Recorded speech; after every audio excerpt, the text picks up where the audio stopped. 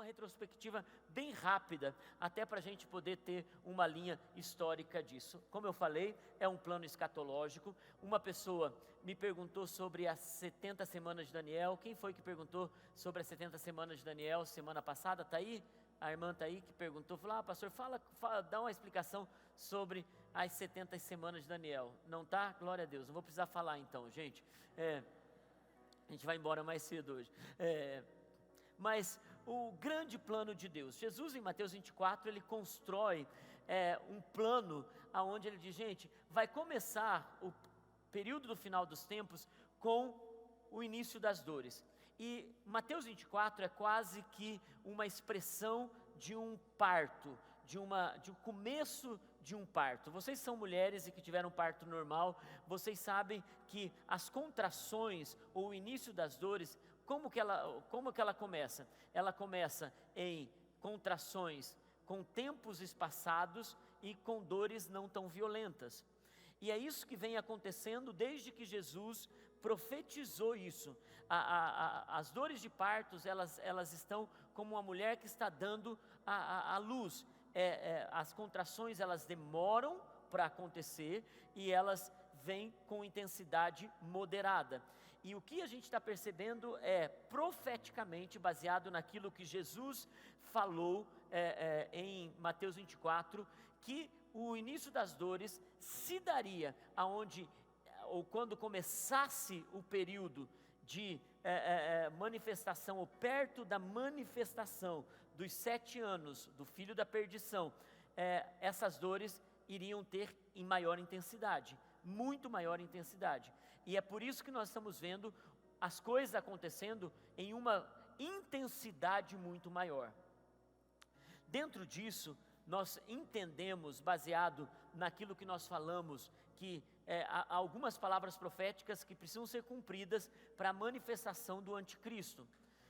1948, Israel se tornou uma nação, mas em 1967, eu não sei, 65, 67, eu não sei se eu dei essa informação para vocês, foi quando Jerusalém assumiu mesmo o domínio de Jerusalém. 1948, judeus começaram a voltar para Israel, mas em 1965 foi quando Jerusalém tomou posse ali como Estado, de uma forma mais efetiva.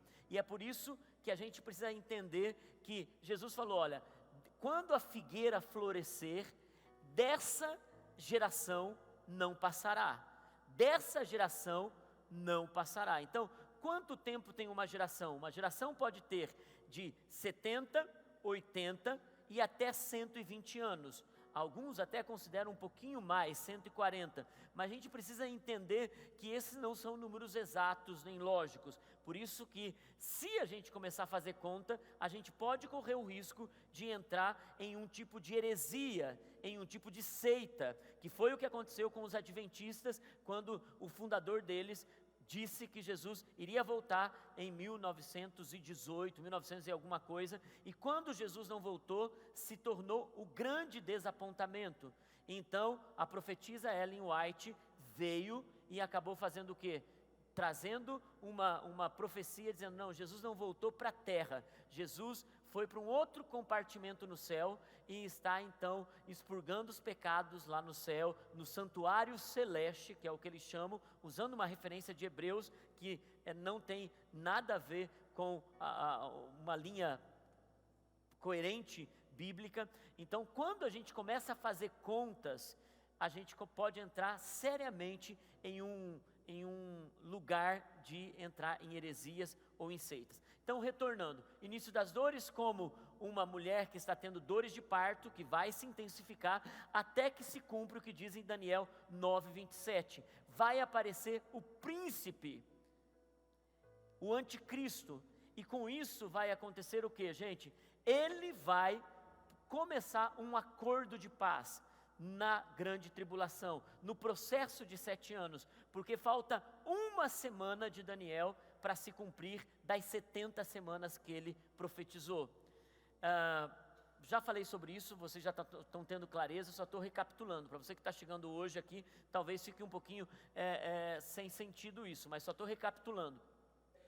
Essa última semana, que é um período de 7 anos, porque em Israel, uma semana poderia ser 7 dias ou 7 anos, era a cultura da época, era uma coisa simples de entender se você entra na cultura da época.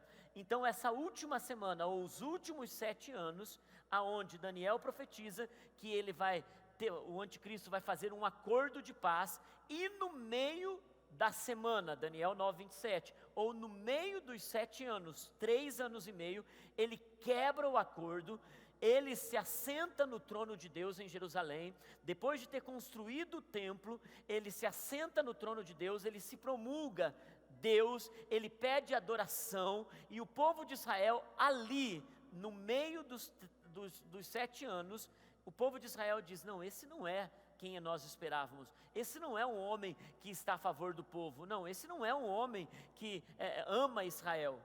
Então Israel se opõe ao anticristo, e a partir dos 3 anos e meio, começa a se estabelecer a marca da besta, o sinal da besta, e as pessoas então a partir dali só compram, vendem, negociam, se tiverem a marca da besta na testa ou nas mãos. Uma referência clara. Esses dias, essa semana eu estava ouvindo um amigo meu que fala bem aqui no Brasil sobre a marca da besta, e ele estava dizendo, gente, muitas pessoas, exatamente o que eu falei semana passada, muitas pessoas ficam conjecturando sobre como vai ser a marca da besta. Na verdade, nós não temos como dizer isso, nós não temos como colocar um parâmetro, se vai ser um chip, se vai ser... Isso é tão irrelevante, porque na verdade a igreja vai discernir em outros aspectos, e ela vai rejeitar não apenas a marca da besta. A primeira coisa que ela vai discernir é que está se levantando o príncipe desse mundo, atuando na vida de um homem que tem muita influência, que é sedutor, que vai trazer as nações para um acordo nunca visto antes, acordo político, acordo econômico e acordo bélico, acordo de exército. Então por isso, os 7 anos, a Bíblia diz que nunca houve antes e nunca haverá um período como esse. Por quê? Porque será um período, primeiro, de perseguição aos santos, de perseguição aos fiéis. Por quê? Porque o anticristo vai colocar toda a sua força para perseguir aqueles que amam a Jesus. É o que Mateus 24 diz, é o que 1 Tessalonicenses fala, e o que Apocalipse, 2 Tessalonicenses, perdão, e o que Apocalipse fala nesses capítulos que nós colocamos para vocês. Haverá perseguição para a igreja, para os santos, e a ira de Deus para o mundo, para aqueles que se opuserem a Deus. Então, 2 coisas que precisam ficar claras que vão acontecer na grande tribulação. O julgamento, ou melhor, a perseguição para a igreja, para os santos, mas a igreja não vai enfrentar ira. A igreja não vai passar quando estiver pressionando os últimos minutos para a ira de Deus, a igreja não vai passar por isso. Pastor, que referência você tem? Nós temos a referência que eu falei para vocês sobre Moisés e as 10 pragas no Egito. Lembra que eu falei para vocês? Gente, nos últimos dias serão como os dias de Noé, serão como os dias de Moisés, aonde as 10 pragas do Egito alcançaram todo o Egito, mas aonde a ira de Deus não alcançou? Não alcançou a terra de Gósen. Aonde os israelitas estavam, as pragas não alcançavam. E mais ainda, os israelitas poderiam estar espalhados em qualquer outro lugar do Egito. Na última praga, onde cresceu a mão de Deus e o julgamento de Deus, na última praga, que era o quê? A morte do primogênito. Os judeus, os israelitas poderiam estar em qualquer lugar do Egito, que o que acontecia? Eles não eram tocados porque tinham a marca de Jesus, a marca do Cordeiro, que era o sangue nos umbrais das portas. E é por isso que no final da grande tribulação, ao soar da 7ª trombeta, Jesus então retorna à terra, todo olho verá. É isso que a palavra de Deus, como ele subiu, ele vai voltar, todo olho verá. E então, ao soar da última trombeta, aqueles que estiverem vivos no dia da volta de Jesus, no final da grande tribulação, não precederão aqueles que já dormiram, os que já morreram. Então, aqueles que já morreram em Cristo terão agora um corpo glorificado, e esse corpo glorificado, eles voltam com Jesus nos ares, e nós, se estivermos vivos, ou aqueles que estiverem vivos, no momento da grande tribulação, os vencedores, aqueles que Mateus 24 diz que foram fiéis até o fim, aquilo que o apóstolo Paulo diz, gente, guarde o que você tem, aquilo que o apóstolo João ouve de Jesus, ou você que está comigo, guarde o que você tem para que ninguém roube a sua coroa. Por isso, aqueles que não morreram, aqueles que não foram martirizados nos 7 anos da grande tribulação, lembra, Jesus está voltando com as pessoas com o corpo glorificado, e aqueles que estiverem vivos, naquele momento, serão arrebatados no final da grande tribulação, se encontrarão com Jesus nos ares e terão um corpo glorificado. E nesse momento, eles terão, nesse corpo glorificado, receberão o reconhecimento das suas obras aqui na terra. O apóstolo Paulo chama esse momento que Jesus vai ter com a igreja de bodas do Cordeiro. Eu não coloquei aqui, vou abrir um parênteses para falar com vocês sobre isso. Eu disse que nós não tínhamos tempo de falar sobre todas as coisas no plano geral, mas eu quero abrir para vocês. Quando há o arrebatamento, Jesus vai fazer a bodas do Cordeiro, que é o casamento do noivo com a noiva, que é a igreja. E é nesse momento que ele vai presentear, ou seja, galardoar. Porque a Bíblia diz que nós receberemos a recompensa, os galardões de toda a nossa obra aqui na terra. Tudo que nós fazemos, nós seremos presenteados ou recompensados por essas coisas pelo próprio Jesus. E então nós vemos a lista disso em Apocalipse, que ele diz: ao vencedor eu darei o maná escondido. Ao vencedor eu darei uma pedra com seu novo nome. Ao vencedor eu darei a coroa da vida. Ao vencedor eu darei o maná escondido. E então ele começa a dizer o que cada um vai receber. Com isso, é um período em que Jesus vai reconhecer o valor de cada um. Eu lembro de uma história que eu ouvi ainda quando criança, que me impactou tanto. Eu ouvi um pregador dizendo assim, gente, no dia da recompensa, aonde nós vamos chegar e receber a recompensa de tudo que falamos, de tudo que agimos. Lembra, não tem mais a ver se vamos para o inferno ou não. Não tem a ver mais com salvação ou perdição, porque a partir do momento que você é arrebatado, teu corpo é glorificado, o que acontece? Você já está salvo. Nunca mais você vai se perder. Ali é onde Jesus vai reconhecer o trabalho, a missão, o propósito, o esforço das nossas obras aqui na terra. O apóstolo Paulo, ele descreve assim: saibam como vocês estão construindo. Se vocês estão construindo com palha, feno ou madeira, isso não tem a ver com salvação, isso tem a ver com missão, com propósito.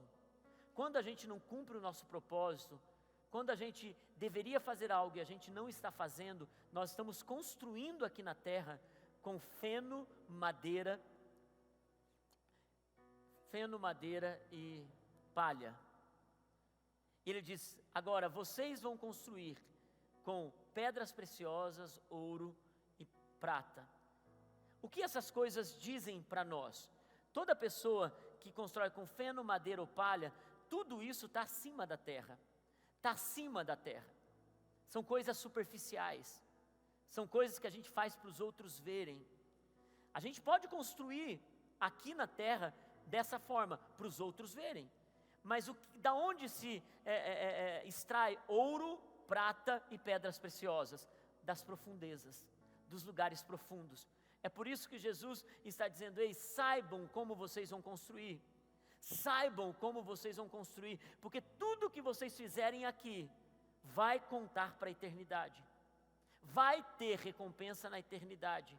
E é por isso que alguns na eternidade serão juízes, outros na eternidade serão sacerdotes, porque a palavra de Deus diz em Apocalipse 1, 2 e 3, ele diz: você vai me ajudar a julgar as nações, você vai ser sacerdote sobre as nações. É isso que a palavra do Senhor diz, são as recompensas que nós vamos receber. E esse pastor estava compartilhando, dizendo: gente, é como se alguém chega lá na eternidade e tem uma sala cheia de coroas. Então, quando você, suponha que a irmã Maria, uma irmãzinha simples, que sentava sempre na última cadeira da igreja, e ela era uma intercessora, ela era uma mulher fiel no cuidado com as pessoas, o trabalho dela não tinha a valorização que todo mundo dava para outros ministérios. E chega uma outra pessoa, e ele dava o exemplo sempre do pastor. Ele diz, chega o pastor que tinha no púlpito uma boa performance, e chegam os dois na sala do trono, e Jesus faz questão de recompensá-los ao mesmo tempo.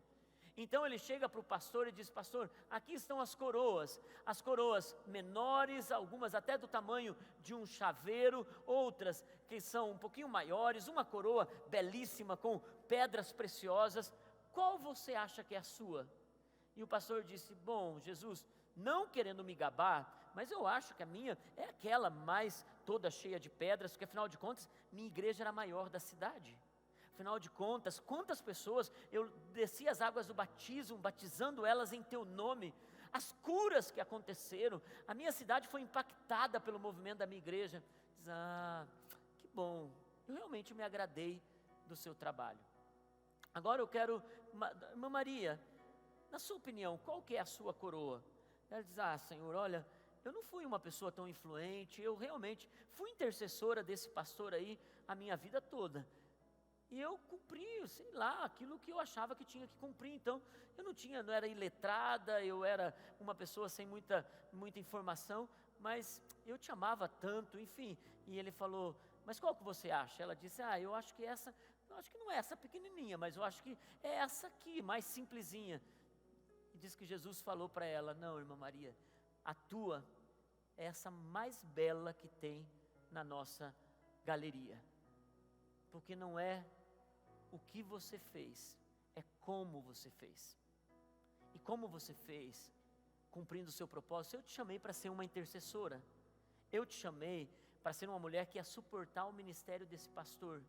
Eu te chamei uma pessoa para amar e cuidar de gente, e você fez mais do que eu te pedi. Você fez muito mais do que eu te pedi.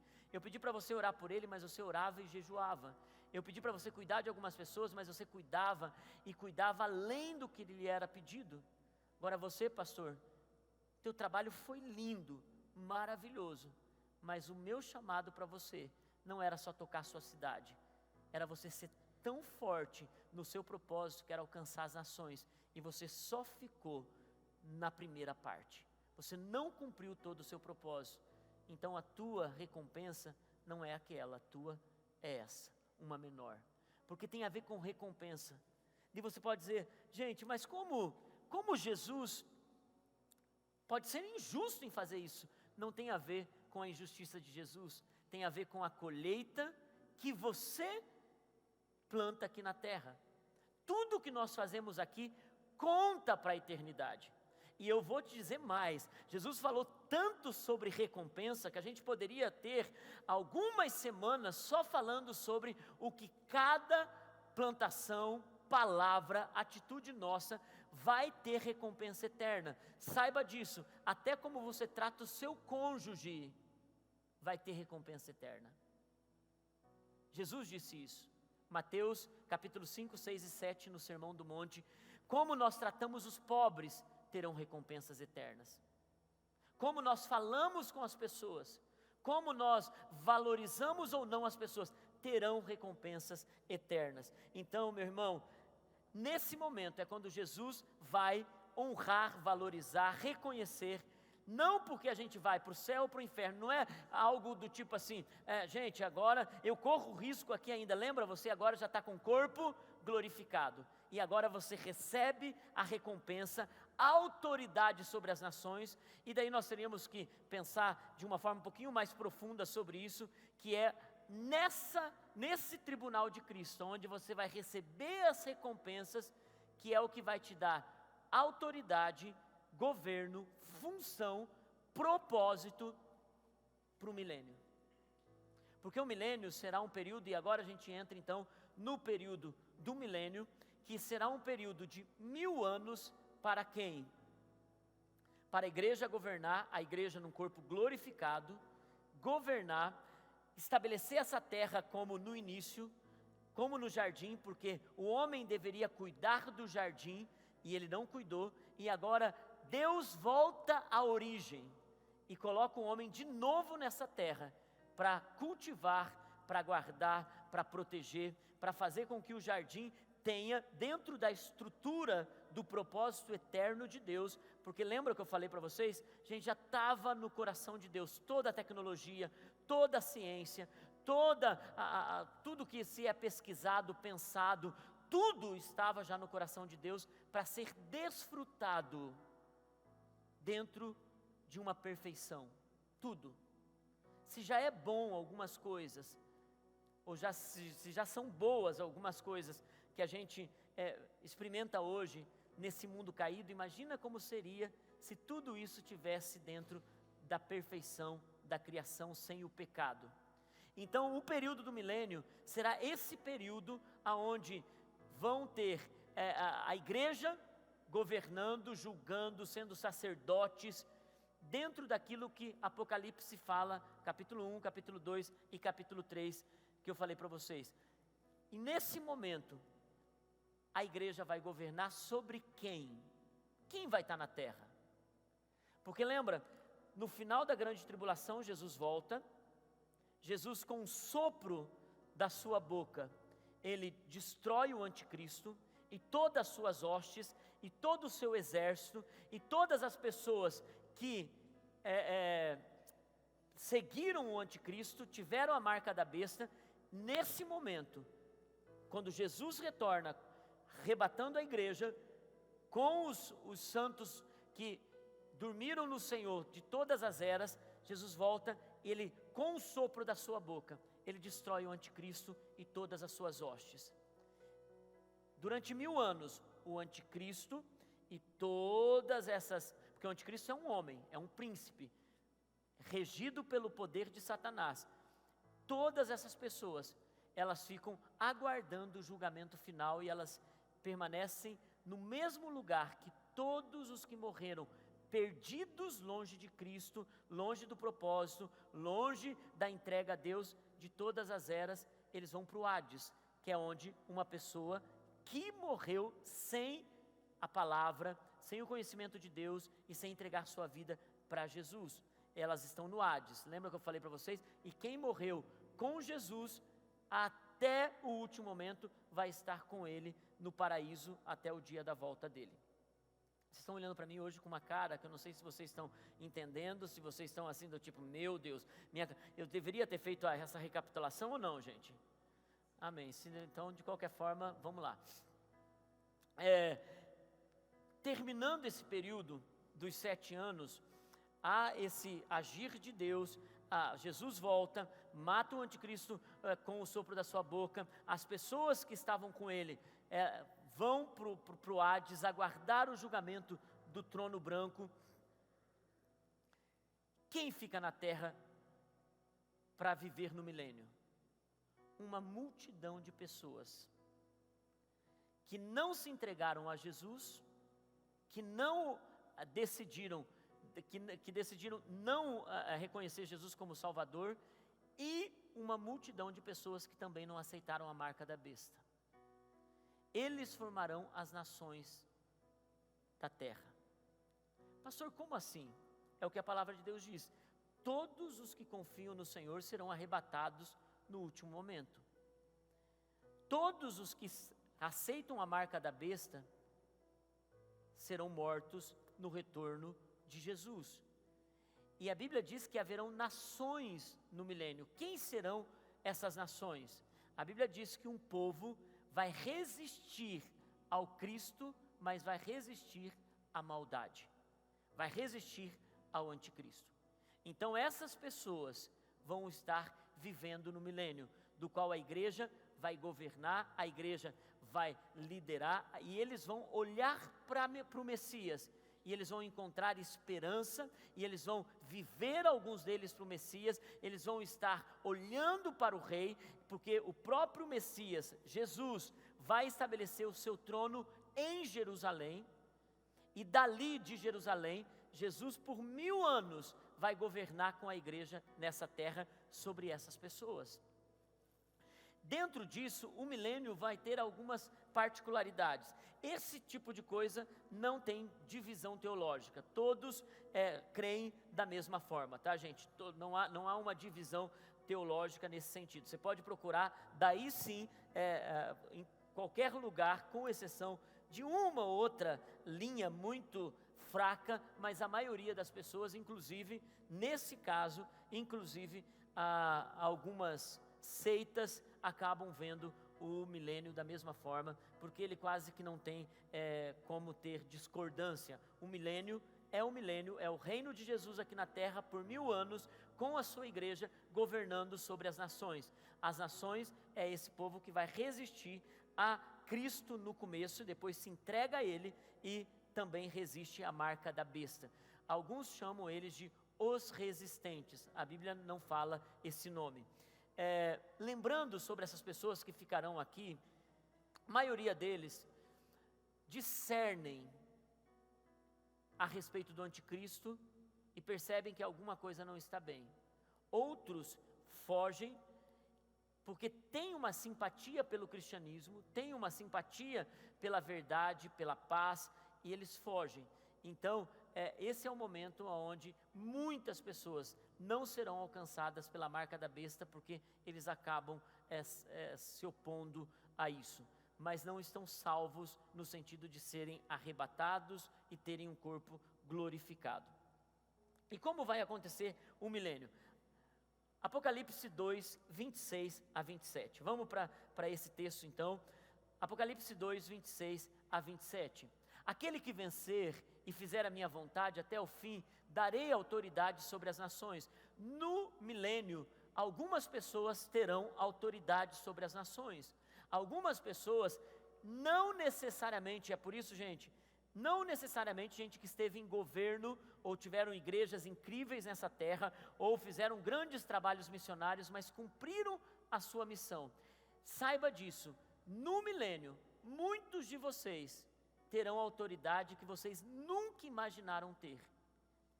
Por quê? Porque cumpriram o seu propósito em Deus. Vão ser governantes de cidades, estados, províncias, vilas, porque tudo vai funcionar de uma forma perfeita. E Ele as governará com cetro de ferro e as despedaçará como um vaso de barro. Outro texto que nós encontramos aqui, Apocalipse 3, 21. Ao vencedor darei o direito de sentar-se comigo em meu trono, ou seja, vai governar com Jesus, assim como eu também venci e sentei-me com o Pai em seu trono. É isso que Deus vai dar autoridade, Jesus vai dar autoridade nos últimos dias, no período do milênio. Apocalipse capítulo 5, versículo 10. Apocalipse capítulo 5, versículo 10. Tu os constituístes reino e sacerdotes para o nosso Deus, e eles reinarão sobre a terra. Deixa aí só esse versículo. Gente, o que está escrito ali? Tu os constituístes reis. É isso? Reino. Algumas pessoas dizem, não, nós somos reis e sacerdotes. Pode até ser bonito, mas não é bíblico. Porque a Bíblia diz, o Senhor os constituiu reino e sacerdote. Ou seja, há um só rei, não existe outros reis, só um rei. Nós vamos ser parte desse reino, nós vamos ter autoridade no reino, porque só tem um rei e ele é Jesus. Nós somos príncipes, co-herdeiros, nós temos o anel que sela, nós teremos autoridade sobre as nações, nós seremos sacerdotes nas nações, mas nunca reis, porque rei é um só. Mas alguns serão sacerdotes de Jesus. E daí entra outra coisa linda, porque a igreja vai ter acesso ao trono de Deus, ao trono de Jesus na Nova Jerusalém. A igreja vai ter esse corpo glorificado, ela vai para as nações, ela vai governar as nações. Imagine São José dos Pinhais restaurada, imagine São José dos Pinhais no seu melhor economia, governo, Câmara de vereadores, e todo o governo de Deus Deus estabelecido, uma multidão de pessoas sendo sacerdotes em cada lugar, em cada vila, sala de oração, lugar de adoração, sacerdotes servindo, pessoas levando os outros a adorarem. Então, no período do milênio, muitos serão sacerdotes, muitos governarão sobre cidades, muitos cuidarão do reino de Deus. E alguns estudiosos ainda dizem assim, gente, nesse momento, aqueles que não cumpriram a sua missão, apenas pensaram, eu vou ser salvo. Eu ouço algumas pessoas dizendo assim, pastor, que me importa a recompensa, o importante é ser salvo. Mas no reino, por isso que o apóstolo Paulo diz que na casa de Deus há vasos para honra e vasos para desonra. Todos estão na casa de Deus. E é por isso que no milênio também haverão pessoas no reino, que servirão em lugares que são subalternos. Por quê? Porque no reino se precisa de tudo. Ah, tudo bem, eu tenho uma pessoa muito próxima a mim, que eu não vou dizer o nome, diz assim, se eu tiver que limpar a latrina de alguém, mas eu já estou salvo. Mas isso não é vantajoso, porque isso só demonstra o quanto você não cumpriu o seu propósito nessa terra. O quanto você não guardou a sua boca, o quanto você não foi gentil, o quanto você não foi humilde, o quanto você teve uma vida que apenas pensou, o importante é ser salvo. Querido, se você pensa, o importante é ser salvo, a salvação não é uma grande coisa, mas a salvação é só a porta. A salvação é só a porta. Tem gente que diz, não, eu louvo a Deus porque o meu futuro está garantido. Não, a sua eternidade está garantida. O seu futuro vai ter recompensa, elogios da parte de Deus se você cumprir o seu propósito. E como aquele pastor exemplificou tão bem, não tem a ver com estar no púlpito ou ser uma pessoa da intercessão, é fazer o que Deus te chamou para fazer. Você sabe o que Deus te chamou para fazer? Se não, descubra, porque isso é importante. Apocalipse 20, versículo 1 e versículo até o 6. Vi descer dos céus um anjo que trazia na mão a chave do abismo e uma grande corrente. Até o versículo 6.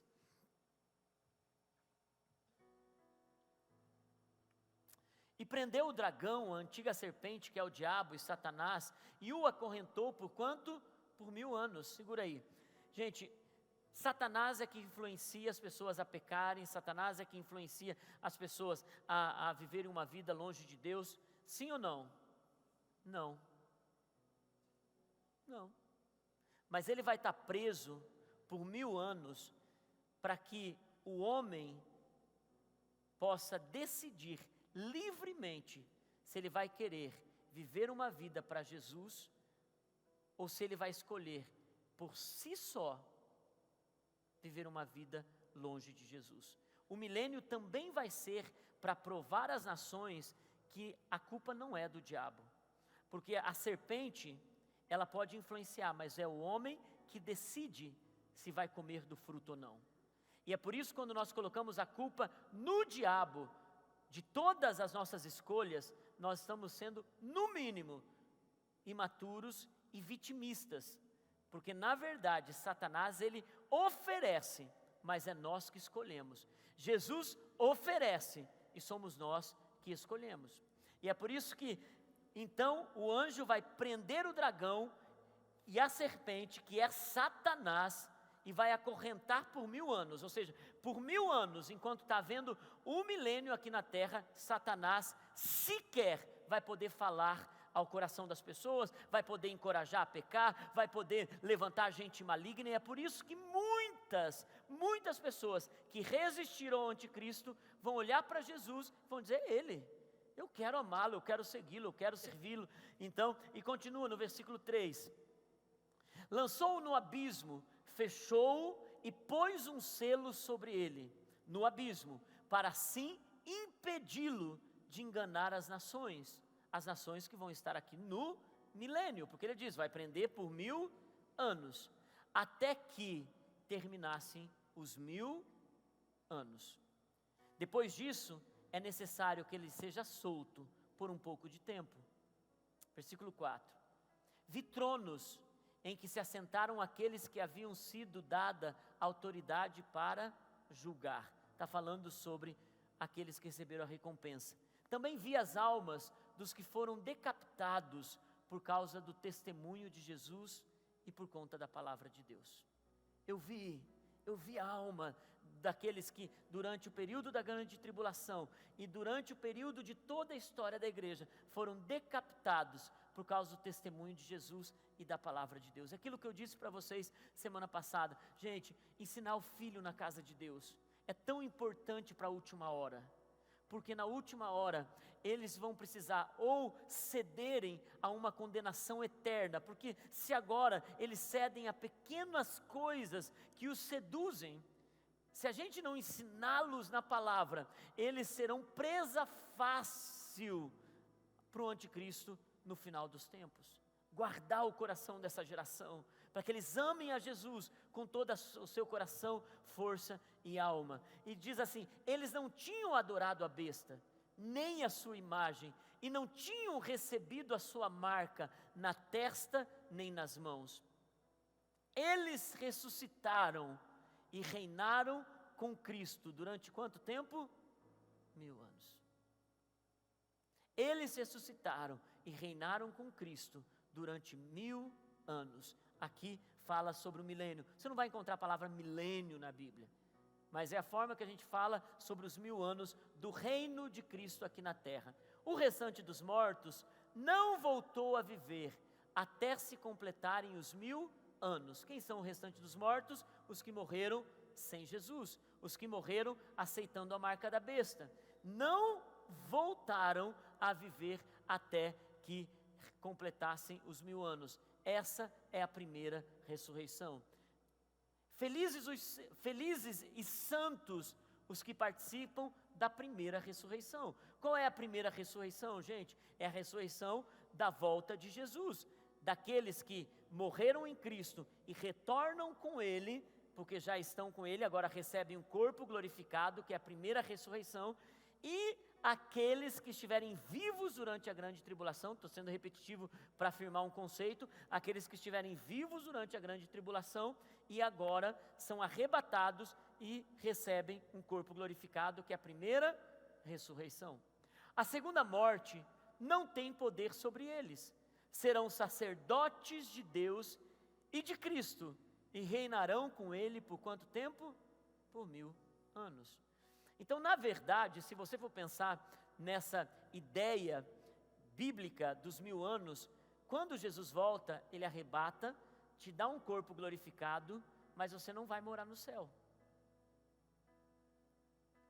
Na verdade, o céu vem morar com você. Na verdade, é o reino de Deus que vem por 1000 anos se estabelecer na terra. É isso que a palavra de Deus diz, que vai sobre as nações, vocês vão ser sacerdotes de Deus e de Cristo e reinarão com Ele por 1000 anos. Olha que poderoso isso, gente. E é por isso que alguns pregadores dessa hora dizem assim, um dia até uma pessoa que veio aqui, eu não gostei, falei isso para ele depois, porque ele estava nessa linha de receber, e é por isso que a gente tem que ter tanto cuidado sobre livros que a gente lê. Ele estava nessa linha de, gente, o céu já veio, o céu é Jesus, e quando você for morar na eternidade, não vai ser no céu, vai ser aqui na terra, porque o céu está dentro de você, e mesmo quando você é arrebatado, o céu está dentro de você, mas é uma linguagem que a gente diz. É uma linguagem poética até mesmo. Eu não tenho nenhum problema em cantar algumas canções aqui do tipo, eu vou morar no céu. Não tem problema, porque é uma linguagem poética. Mas eu me lembro que ele chegou num culto de domingo pela manhã, e a igreja estava cheia, e ele disse assim, gente, quantos de vocês pensam que vocês vão morar no céu? E a igreja parece patinho, bonzinho, assim, todo mundo levantou a mão, eu, pastor. Daí ele falou assim, é por isso que vocês não estão vivendo o céu, porque você não vai morar no céu, o céu vai morar dentro de você. Gente, apesar de ser meu amigo, no final do culto eu falei, querido, isso é uma interpretação muito tosca a sua. E outra, para você falar isso para a igreja, a gente pode até discutir isso teologicamente, mas jamais você pode fazer isso, porque primeiro, a igreja, ela está ali debaixo de uma emoção. Quando você pergunta quem vai morar para o céu, todo mundo vai fazer isso. Não é momento de educar a igreja nesse aspecto. Você entende, gente? Mesma coisa eu querer trazer uma linguagem madura como essa de uma aula num culto de domingo. Ele, me perdoe, Márcio, me perdoe, me perdoe. Eu falei, não, você está perdoado, mas eu não quero mais que você faça isso. Porque é como você pegar ovelhinhas inocentes e você maltratar essas ovelhinhas. Você entende, gente, que a gente precisa tomar cuidado até com essa coisa religiosa da informação que você recebe sobre a volta de Jesus? Algumas pessoas terminaram a aula da última vez que nós tivemos, e falaram, pastor do céu, e agora? Como que eu vou confrontar a minha família com isso? Eu falei, mas não é para você não está aprendendo para confrontar a sua família. Você está aprendendo para você cada vez cuidar mais do seu coração nos últimos dias.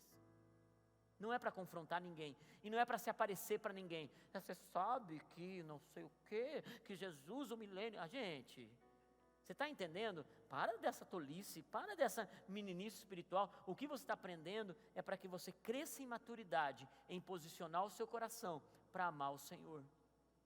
Amém ou não amém, gente? Amém. E o fim do milênio? Termina o milênio. Como vai ser o milênio? Eu não tenho tempo de falar para vocês sobre toda a estrutura do milênio, mas é o que Isaías, ele diz, olha, no último tempo, aonde o reino vai ser restaurado, aonde a terra ela vai ser frutífera, aonde a serpente vai brincar com a pomba, aonde o cordeiro vai brincar com o leão. Sabe aquelas revistinhas da Testemunha de Jeová, que quantos já abriram uma revista da Testemunha de Jeová? Faz assim.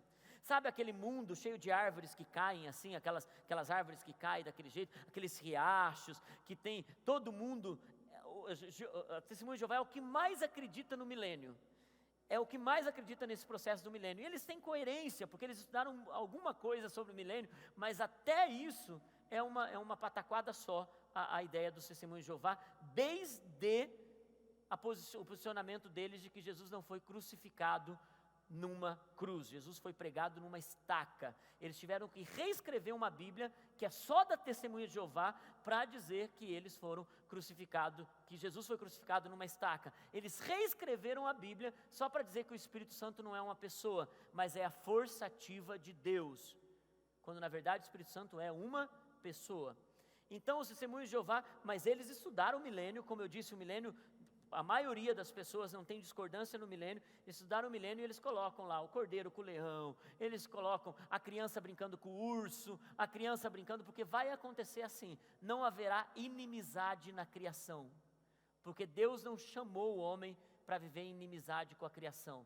Os animais no Éden falavam, a serpente falava, tanto que antes de escolher, se você for ler bem Gênesis, antes de escolher fazer a mulher e tirar da costela do homem a mulher, a Bíblia diz que Deus procurou uma mulher, uma auxiliadora, e não encontrou. Então Deus procurou da onde, gente? Tinha mais gente?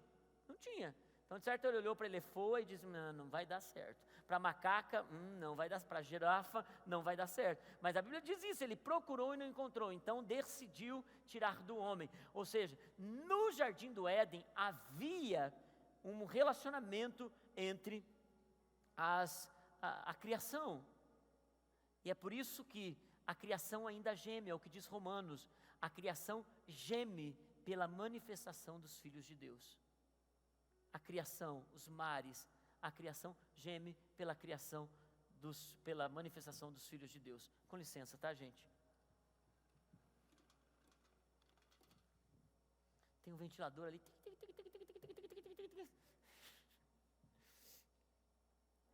Então, assim vai ser no milênio. E como vai acontecer no final dos 1000 anos? Satanás vai ser solto. Lembra, ele está preso com correntes eternas por 1000 anos. Então, no final do milênio, ele será solto. Apocalipse, capítulo 20, versículo 7 até o 10. Quando terminarem os 1000 anos, Satanás será solto da sua prisão e sairá para enganar as nações que estão nos 4 cantos da terra, Gog e Magog. Aqui é uma expressão de um nome hebraico que representam 2 nações, a fim de reuni-las para a batalha. Seu número é como a areia do mar. Ou seja, gente, haverão tantas pessoas. Deixa eu lembrar uma coisa no milênio, que no milênio as pessoas serão como nos tempos da origem. Eles viviam 900 e tantos anos. O jovem, a Bíblia diz que terá 100 anos no milênio. Então, continuarão tendo filhos, dando-se em casamento no milênio aqueles que ficaram aqui. E é por isso que serão como a areia do mar, ou seja, uma multidão, muitas nações no milênio. Versículo 9: as nações marcharam por toda a superfície da terra e cercaram o acampamento dos santos, que é o lugar onde eles estarão reunidos em Jerusalém, a cidade amada. Mas um fogo desceu do céu e os devorou. Então, no final dos 1000 anos, Satanás sai, rodeia a terra e ele busca formar um exército, 2 nações, Gog e Magog, de pessoas como a areia do mar, que vão se opor a Deus, que vão se opor a Cristo, que não aceitará o domínio dos santos na terra. E então, nesse momento, eles marcharão, que é a guerra do Armagedon, nos últimos dias, e eles marcharão, eles se reunirão em Meguido, um vale imenso, e lá se oporão a Jesus, o Messias, o Rei das Nações e o povo de Deus. Mas quando eles se levantarem nessa guerra, fogo virá do céu e os devorará. Versículo 10, era até o 9, não, era até o 10. O diabo que as enganava foi lançado no lago de fogo que arde com enxofre. Lembra? Antes ele estava preso com correntes eternas. Agora ele vai para o seu destino final. Satanás já sabe qual é o destino final dele. O diabo já sabe qual é o destino final. O destino final de Satanás é o lago de fogo e enxofre, que arde com enxofre, onde já haviam sido lançados a besta e o falso profeta, ou seja, essas figuras que se manifestaram durante a grande tribulação. Eles serão atormentados dia e noite. Por quanto tempo? Para sempre. E aqui está o final de Satanás.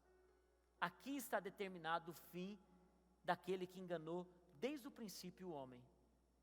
Para sempre. E é por isso que aqui termina tudo em relação ao destino de Satanás. Agora, depois disso, depois do milênio, vai ter o julgamento que eu disse para vocês que está tão bem descrito no livro Movidos pela Eternidade. Se você não leu esse livro ainda, vá para esse livro, porque ele coloca de uma forma romantizada, primeiro, o julgamento das recompensas, mas também ele dá o julgamento do grande trono branco, que está descrito em Apocalipse capítulo 20, versículo 11 até o 15. Depois de quanto? Depois do milênio, vi um grande trono branco, e aquele que nele estava sentado. Quem estava sentado nele? Deus. A terra e o céu fugiram da sua presença, e não se encontrou lugar para eles, para o céu e para a terra. Vi também os mortos, grandes e pequenos, em pé diante do trono, e os livros foram abertos. É impressionante como Davi viu esses livros no tempo que ele tinha com Deus, no seu devocional, porque ele escreve assim: gente, todos nós temos um livro que contam os nossos dias. E ele diz assim, João diz assim: outro livro foi aberto, o livro da vida. O livro daqueles que estavam mortos, grandes e pequenos, diante do trono, e livros foram abertos. Mas eu também vi outro livro, o livro da vida. Os mortos foram julgados de acordo com o que tinham feito, segundo o que estava registrado nos livros. Olha a cena, gente, pense na cena, termina o milênio, e agora todos os que morreram sem Deus, sem Jesus, precisam se apresentar diante de Deus, todos. John Bevere, nesse livro, Movido pela Eternidade, ele conta de uma forma tão dramática que você vai entrando nisso e você vai se arrepiando, porque ele mostra as pessoas que vão entrando diante de Deus e eles vão querendo justificar e tentando mudar o seu destino, tentando mudar as suas opções, mas não há mais tempo. E Jesus e Deus vão mostrar o porquê eles terão uma condenação eterna. Por isso diz, e se abrirão os livros que estão todas as ações. Eu entendo que isso é uma coisa não literal, uma coisa espiritual. Eu também, é possível que seja um livro, mas eu acredito que vai ser um livro mais do que tecnológico, vai ser um livro eterno, porque tudo que está aparecendo aqui na Terra vai ser fichinha diante da tecnologia do céu. Então eu imagino que talvez se abra o livro e de repente, uma imaginação muito 2019, se isso está gravado e vai para daqui 50 anos. Então, se abre o livro, então levanta-se um filme, uma tela enorme. Então essa pessoa vai dizer, eu não mereço estar no inferno, eu não mereço a condenação eterna. Então, vai ser mostrado por cada minuto, segundo da vida dessa pessoa, o porquê que ela está recebendo a condenação eterna. Cada atitude dela, cada escolha que ela fez, cada vez que ela rejeitou o Messias, cada palavra pregada e ela não aceitou, cada visita de Deus através de pessoas e ela recusou a visita de Deus. Nessa hora, todos os mortos, grandes e pequenos, comparecerão diante de Deus. John Bevere conta uma história nesse livro, Movido pela Eternidade. Ele diz que um homem chega, ele diz, não, eu não entendo porque eu estou aqui, porque eu fui uma pessoa e eu sei que algo vai mudar, eu sei que na justiça de Deus, então ele começa a querer apresentar os fatores, o porquê ele não deve ser condenado, e Deus mostra para ele, envergonha ele diante de todos, e mostra, olha quem você era, olha as suas palavras, olha as suas atitudes, olha os pecados que você cometeu. Não sou eu, agora que estou dizendo que você não merece o meu céu. A minha palavra dizia que você não merecia o meu céu se você desobedecesse ela. E eu não posso ir contra a palavra que eu mesmo determinei. E com isso, essa pessoa, John Bevere conta assim, que essa pessoa que chega toda mansa querendo reverter a sua sentença, ela sai e manifesta o pior dela, manifesta a sua maldade, ela zomba de Deus, ela diz, eu nunca acreditei em você mesmo, e ela joga tudo que está dentro do coração dela, mas todos terão que aparecer diante do Senhor, no último dia. Por que isso? Porque Deus não é injusto, de uma pessoa estar sofrendo no Hades, e agora vai para um lugar de tormento a eternidade toda, sem que essa pessoa saiba o porquê ela está ali. E ela vai reconhecer diante do trono branco que realmente ela era merecedora de condenação eterna. Não é um julgamento para a igreja, porque você agora já está com o corpo glorificado. Não é para os santos, não é para aqueles que mantiveram a sua vida em Deus, porque você já está com o corpo glorificado. Não tem mais a ver com salvação ou perdição. Vocês entenderam, gente? Depois que está com o corpo glorificado, não há mais retorno para isso. Versículo 13. O mar entregou os mortos que nele havia, e a morte e o Hades entregaram os mortos que neles havia, e cada um foi julgado de acordo com o que tinha feito. Então a morte e o Hades foram lançados aonde Satanás está. Lembra? Depois de 1000 anos, Satanás já foi lançado no lago de fogo. O lago de fogo é a segunda morte. Aqueles cujos nomes não foram encontrados no livro da vida foram lançados no lago de fogo. Não mais no Hades, porque o Hades e o mar deram os seus mortos. E agora, depois do julgamento, se o nome deles, porque Jesus vai dizer, João, teu nome não está no livro da vida, vamos abrir o livro agora da sua história. Olha aqui, condenação eterna. Se não está o nome no livro da vida, eles serão lançados no lago de fogo eterno. É por isso, gente, que aproveitar tempo da graça, e mesmo no período da tribulação, ter oportunidade de voltar o coração para Deus, é um presente eterno. Por que Jesus não voltou ainda? A Bíblia diz que Ele está sendo paciente, para que as pessoas possam se converter dos seus maus caminhos. É a paciência de Deus. É a paciência comigo, é a paciência com você, para se tornar uma pessoa genuinamente cristã. É até aí, Rodrigo? Tem mais um? Até aí, né?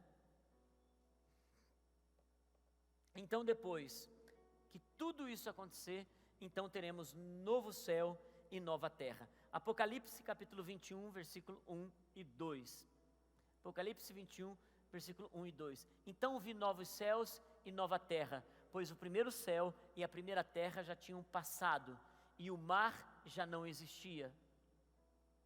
Vi a cidade santa, a nova Jerusalém, que descia dos céus, da parte de Deus, preparada como uma noiva adornada para o seu marido. Então, nesse momento, toda essa terra não vai existir mais, e agora desce a nova Jerusalém. E então tem esse ambiente de glória que vai acontecer eternamente entre céus e a nova Jerusalém, aqui numa terra totalmente transformada. O mar será de vidro, as coisas funcionarão de uma forma muito diferente, e daí a palavra de Deus não conta mais como vai ser a partir daí. A única certeza que nós temos é que estaremos com Jesus para sempre, sempre e sempre.